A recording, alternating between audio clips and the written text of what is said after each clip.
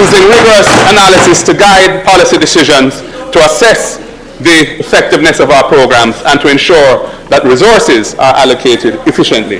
The journey to address order from the ground up, the nation can pave the way for a brighter and safer future.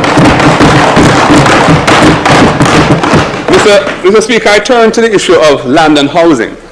Every Jamaican aspires to own their own home, yet we face 190,000 housing unit deficit, which has forced 21% of our population into informal settlements. The prevalence of inequitable land distribution and unaffordable housing fuels intergenerational poverty and crime. It is time for real solutions, not photo ops for a PR exercise in social housing that is not really moving the needle. Under this government, Mr. Speaker, the performance of the National Housing Trust continues to be underwhelming, to say the least.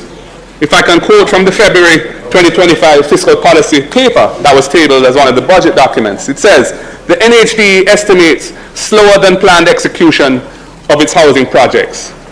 And it goes on, the trust expects to commence construction of 6,366 housing units compared to its original target of 15,009, and estimates to complete construction of 2,754 compared to its original target of 3,664. This has contributed to a $15.3 billion underspend in its housing expenditure, which stems predominantly from delays in the execution of its guaranteed purchase program. End of quote. Mr. Speaker, the political organization that I lead views shelter and housing as basic socio-economic rights rather than privilege.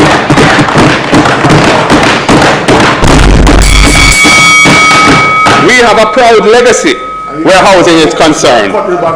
We do not bulldoze the homes of vulnerable families like what took place at Clifton near Bernard Lodge. We do not evict long-standing occupiers of land with well-established homes built on them, as was attempted at Mount Pleasant near the Widest Vale.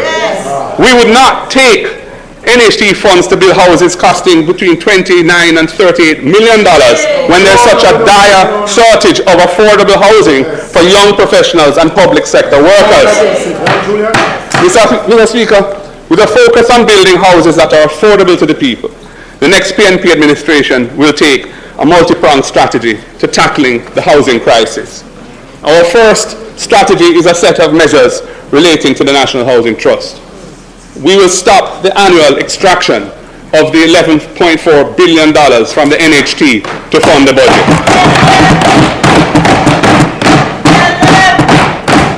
Mr. Speaker, when this was originally conceived, it was written into the law as a 4-year fiscal measure in the hardest of times during a tough IMF program when our debt was spiraling out of control.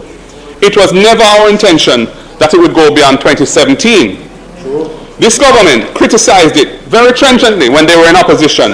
They even supported a lawsuit, which was ultimately unsuccessful, to challenge it. But then they turned around when they got... What can go so? What can go so?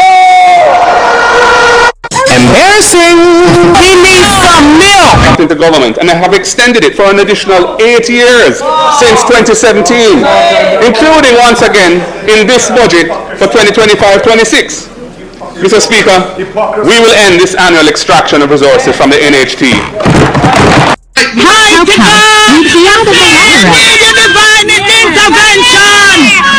tired of the labor rights.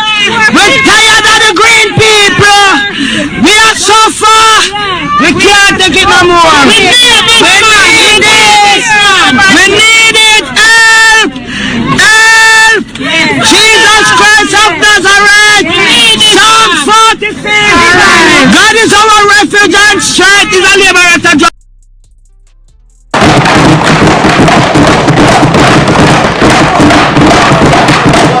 And our plan is to recapitalize the NHP with lands to restore value for the $136.8 billion that has been taken from it to fund successive budgets over the last 12 years. We will also repurpose the NHP to have its focus on its core mandate of providing affordable houses to contributors. Using this recapitalization mechanism, we will exclude the cost of land from the price of houses built by the NHT over the next 5 years, passing through a reduction of between $2.5 and $3 million to contributors purchasing those homes. That is social and economic justice for the contributors whose institution has been depleted of resources to ease the final burden on the country. Teachers, nurses, police officers and other public servants, young professionals, persons with disabilities, and indeed an individual contributing will be able to afford their own home.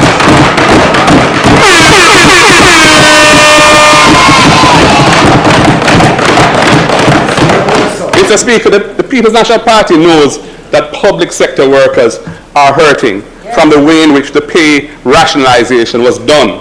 So we have come up with 3 measures to show our appreciation for their service to the nation. Our second strategy is a special National Housing Trust package of benefits for public servants, young people, and low-wage earners. Firstly, public sector workers. They used to enjoy a preferred rate of interest on their NHT loans, but this government took it away. We will restore public sector workers access to a reduction in their NHT interest rates.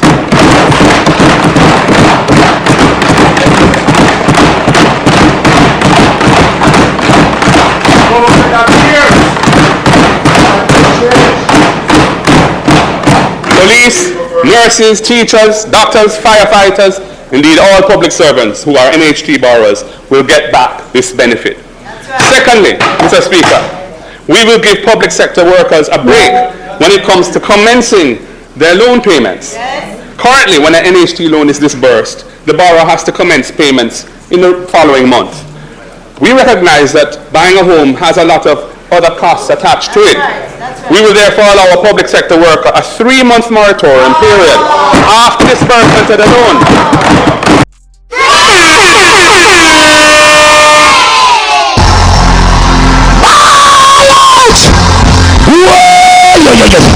We need help, Jesus.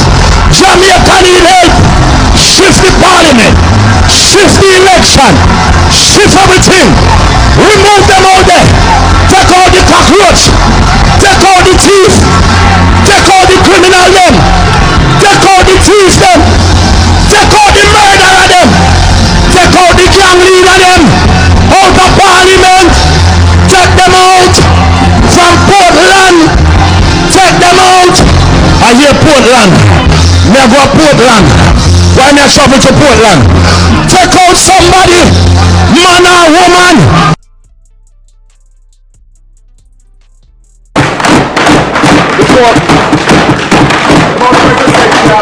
Before commencing any loan payments, and that will give them time to recover the expenses they've incurred, to buy some furniture, and to get their place ready to move in.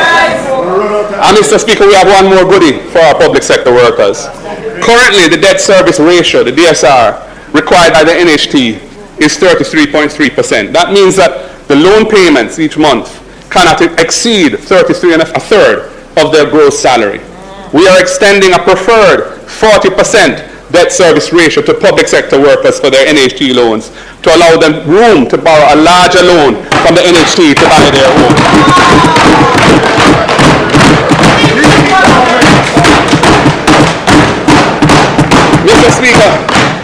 Mr. Speaker, we recognize that often the hardest hurdle for young people in buying a home is the deposit. Well, young people, we have you in mind. The next PNP government will establish a special Young Owners Deposit Fund of $1 billion within the NHT.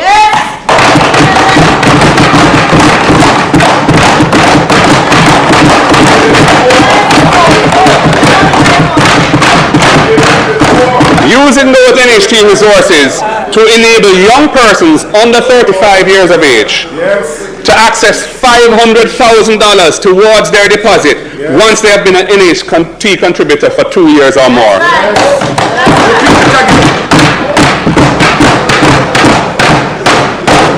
They will be able to apply to the NHT and get their $500,000 deposit grant. Time come for young Jamaicans to own a home.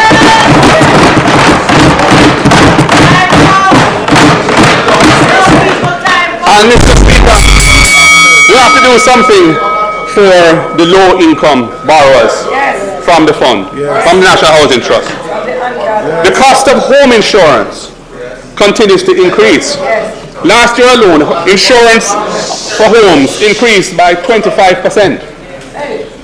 And this is passed on to NHT borrowers as it's wrapped up in their monthly loan payment. So when you pay a loan, you pay for the principal, you pay for the accrued interest, and you pay for the insurance in the payment that you make.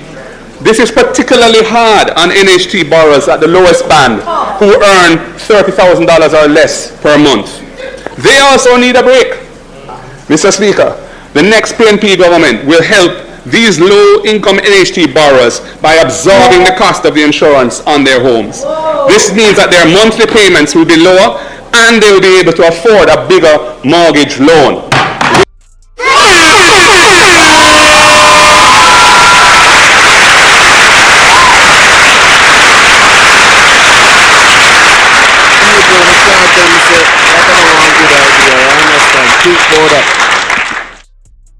We are looking out for the low-income NHT borrowers.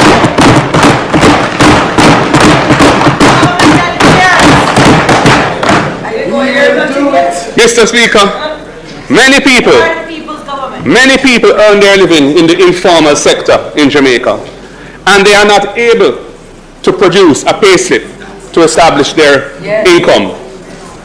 Many other people have formal employment, but they end up paying rent because they cannot afford to save for the deposit to pay down on a house.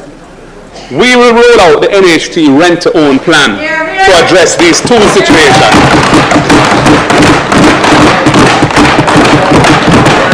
Firstly, Mr. Speaker, a person earning in the informal economy who can't produce a payslip but who wants to buy an NHT house will be able to go into possession as a tenant, paying a monthly rent equivalent to a mortgage loan payment. That's right. And by establishing their ability to pay over a relatively short period of time, they will then be deemed eligible to access the mortgage loan from the NHT to buy the house. Having established proof of payment, they don't need to produce a payslip.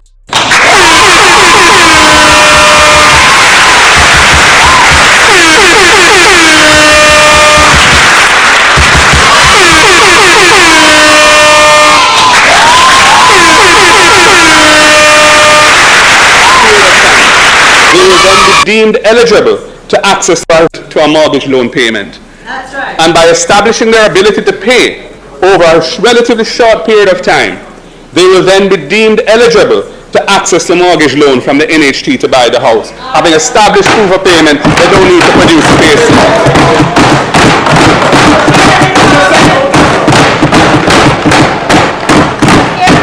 Mr. Speaker, the other person who can't save enough for the deposit to buy a house will be able to rent an NHT house under the rent-to-own program, and a specified portion of the rent payments, and we're considering from 50 to 75%, will be accredited to the deposit, and he of the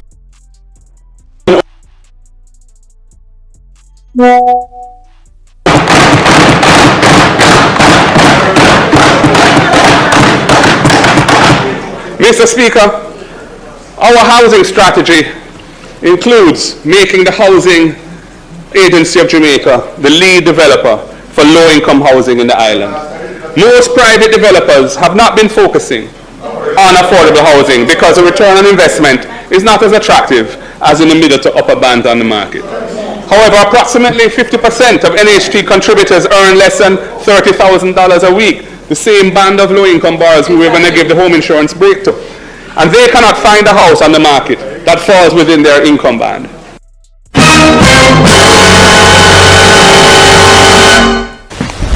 Emotional damage. Talk to me now, people. Talk to me now. Storm up the comment section and talk to me now.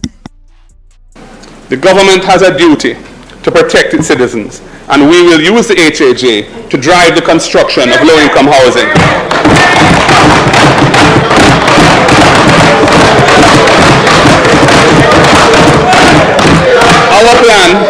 Our plan is to build 50,000 affordable houses over the next 5 years. there will be one-bedroom starter units, because we know there's a practice among our people that when you sell a Jamaican a starter unit, they will expand on it, and in time they will build their castle. Just look at Portmore and look at many of the other communities, including Operation Pride communities, where persons who are once living in informal settlements and have been regularized have lovely houses as a result of the policies of the People's National Party.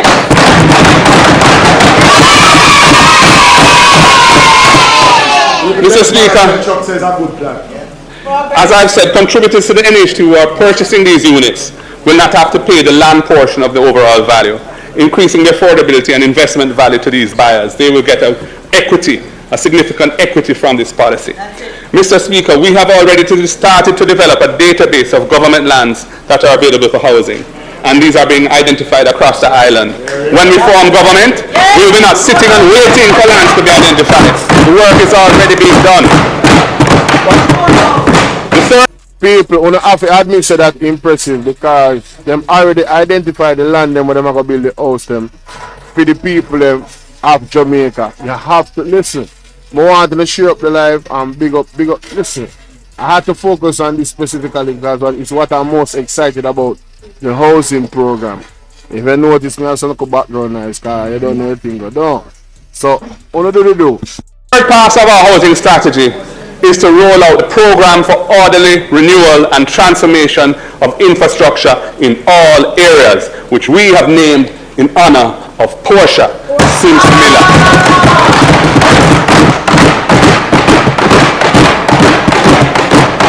Under the Portia program, we will be building social houses, tearing down zinc fences, replacing them with concrete walls. We will be constructing sidewalks to facilitate the ease of movement for persons with disabilities and senior citizens. And most importantly, we will be completing all the Operation Pride projects that were left unfinished, which this government has ignored over the last 9 years.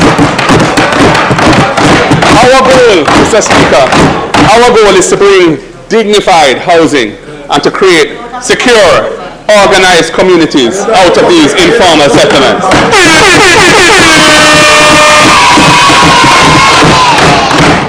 We will complete the outstanding infrastructure and bring land titling services to vulnerable residents in informal settlements with reasonable and affordable terms of cost reimbursement under the Portia program. That's it. And we will bring a mix of sources to fund the program.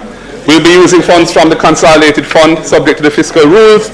We will be using some of the profits from the low-income houses built by HAJ, and I will ensure that the Portia plan is supported by a robust and transparent governance and accountability structure.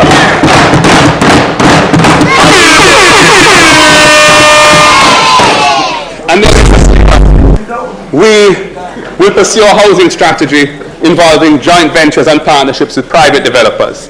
We will crowd in private investment in the underserved market segments by a range of creative incentives to make the return on investment sufficiently attractive to private developers, and we will share more information on that at an appropriate time. Mr. Speaker, we have developed these strategies because something transformational is required in affordable housing.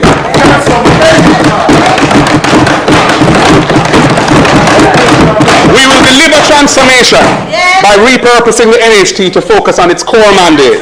It was established by Michael Manley in the 1970s for the purpose of empowering people who needed that kind of help. It has strayed from its mandate, and we will return it so that the people of Jamaica benefit in a real and lasting way. Hey y'all, please remember to hit the like button. I know y'all come in sometimes and y'all forget, but the main thing, man, y'all gotta hit the like button, man, and share the live stream. Come on now, stop playing. Support. The like button is free, heard? So there's a way, and I have to touch it quickly on those things. I mean, there's a lot. I could speak on every area. I mean, it's agriculture and many other things. But essentially, we have a very difficult task ahead of us. But if Jamaica doesn't get a change of government now, I don't know what kind of state we're going to be. Because we have a corrupt government. Well, final answer to the people of Jamaica. We're at a tipping point. One thing that Richard Pondo, CEO of SEPCO, said to me today, That we can't understand why everybody's so silent and why the people are so silent and take all of this problem. And that's why we're so we want the people of Jamaica to rise up and rise up and make the man know. So we know that we're in a crisis and we're not tolerating those things anymore. Mighty God, we need your divine intervention. We're tired of the labor right. We're tired of the green people. We are so far. We can't take it no more. We need it. We need it. Help. Help. Jesus Christ of Nazareth. Psalm 46. God is our refuge and strength is a liberator. Mr. Speaker, I turn to the issue of road maintenance. Jamaica's road infrastructure is in a crisis.